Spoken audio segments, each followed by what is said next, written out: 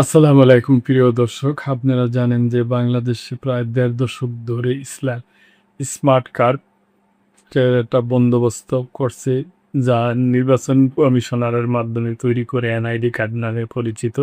তবে এখনো দেশের পুরা জনগণ এটা পায়নি। এজন্য এটার বিকল্প ভাবা হচ্ছে আরকি।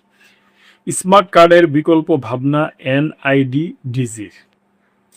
প্রায় ১.৫ দশক আগে নাগরিকদের উন্নত মানের জাতীয় পরিচয়পত্র চালুর লক্ষ্যে উদ্যোগ নেয় সরকার। এরই অংশ হিসেবে নির্বাচন কমিশনের অধীন identification system for enhancing access to services প্রকল্পের মাধ্যমে স্মার্ট এনআইডি কার্ড বিতরণ কার্যক্রম শুরু হয়। তবে দীর্ঘ সময় পেরিয়ে গেলেও এখনও দেশের সব নাগরিককে উন্নত মানের এই কার্ড সরবরাহ করা সম্ভব হয়নি। এই অবস্থায় স্মার্ট কার্ডের প্রয়োজনীয়তা নিয়ে প্রশ্ন তুলেছেন সদ্য দায়িত্ব নেওয়া জাতীয় পরিচয় নিবন্ধন অনুবিভাগের মহাপরিচালক AHM আনোয়ার পাশা।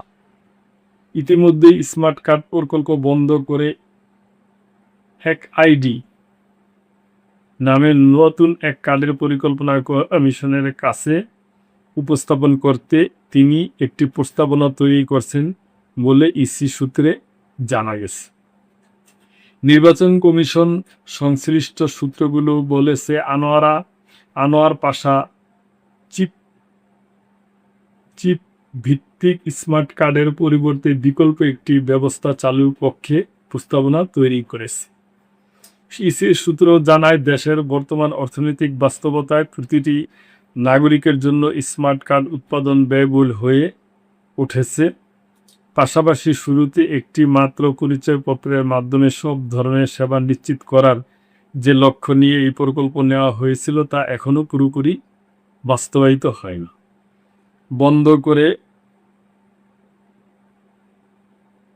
এনআইডি বন্ধ করে নতুন ধরনের ব্যবস্থার চালুর প্রস্তাবনা তৈরি করেছেন বলে এর প্রস্তাবনা এক আইডি জাতীয় পরিচয়পত্র ব্যবস্থাপনা ধারণা তুলে ধরা হতে পারে, যা কমিশন উপস্থাপনের প্রস্তুতি চলছে।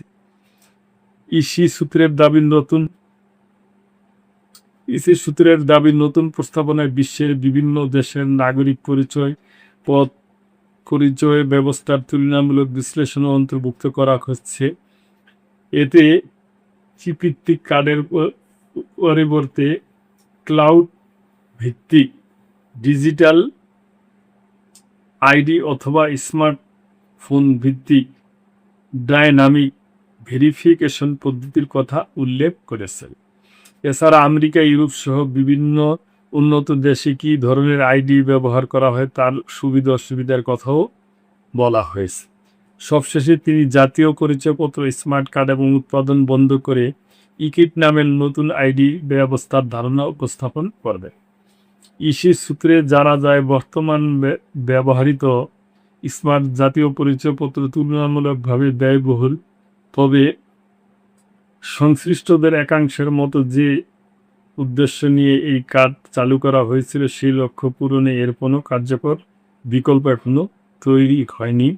তাদের মতে সম্পূর্ণভাবে ফিজিক্যাল কার্ড বা ব্যবস্থা বাদ দেওয়া হলে দেশের বড় একটি জনগোষ্ঠী, বিশেষ করে গ্রামের সাধারণ মানুষ ভোগান্তিতে পড়তে পারে। কারণ গ্রাম অঞ্চলে অনেক নাগরিক এখনও পর্যাপ্তভাবে ডিজিটাল প্রযুক্তি বা ইন্টারনেট ব্যবহারের দক্ষ নয়। এ অবস্থায় মোবাইল ভিত্তিক বা ক্লাউড নির্ভর ডিজিটাল আইডি ব্যবস্থা কতটা বাস্তবসম্মত হবে তা নিয়ে প্রশ্ন উঠেছে। সংশ্লিষ্টরা আরও বলেছেন, স্মার্ট এনআইডি কার্ডের মাইক্রোচিপে নাগরিকদের পেশা, স্থায়ী ও বর্তমান ঠিকানা, বয়স, বৈবাহিক অবস্থা, জন্ম নিবন্ধন সহ লিঙ্গ, শিক্ষাগত যোগ্যতা, দৃশ্যমান শনাক্তকরণ চিত্র, ধর্ম, ড্রাইভিং লাইসেন্স ও পাসপোর্ট নাম্বার, আয়কর সনদ নম্বর, টেলিফোন ও মোবাইল নম্বর, মা বাবা ও স্বামী স্ত্রীর পরিচয়পত্র নম্বর, তাদের মৃত্যু সংক্রান্ত তথ্য, প্রতিবন্ধকতা সংক্রান্ত তথ্য সহ নানা ধরনের তথ্য সংরক্ষণের পরিকল্পনা ছিল।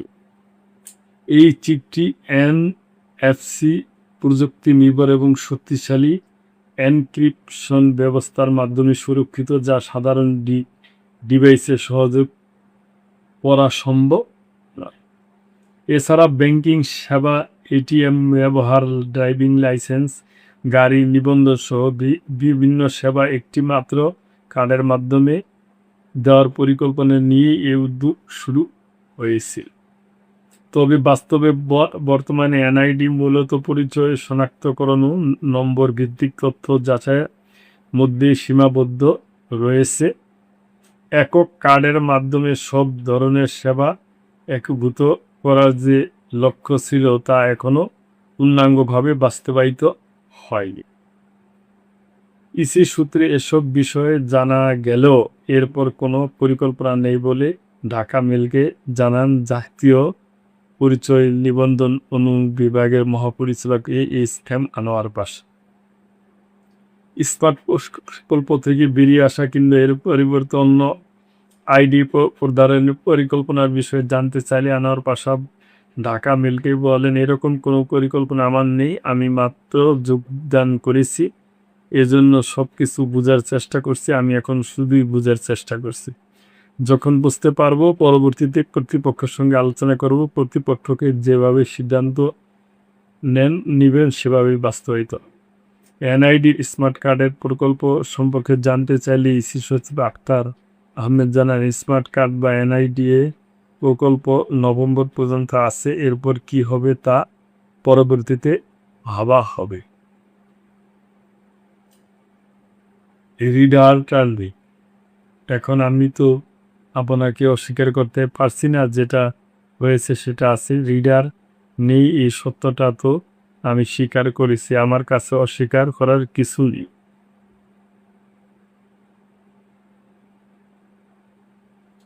কর্মকর্তারা আরও জানান, অর্থববের সঙ্গে চুক্তি শেষ হলে দেশীয় প্রতিষ্ঠান বিএমটিএফ এর কাছ থেকে এই কার্ড নেওয়ার সিদ্ধান্ত নেয় ইসি। এদিকে 2018 সালে ব্যাংকিংয়ের সঙ্গে স্মার্ট কার্ড প্রকল্পের চুক্তির মেয়াদ শেষ হয়, এরপর রাজস্ব খাত থেকে প্রকল্পের ব্যয় মেটানো হচ্ছে।